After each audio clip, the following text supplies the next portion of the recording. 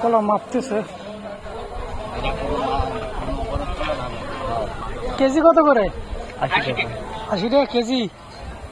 ও এই তাহলে তুলে নিয়ে কি করবো? না অর্ধেক নিচ্ছি, 50 টাকার মতো নিচ্ছি। দেন তাহলে 50 টাকা মতো দেন।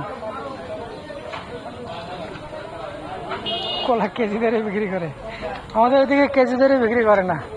ঢাকা হ্যাঁ 4টা 8টা 12টা এরকম। আমাদের দেশি কলা তো, আমাদের গ্রামের কলা, এই জন্য হ্যাঁ এই জন্য একটু দাম বেশি। কিনে কিনে আর ফাঁকা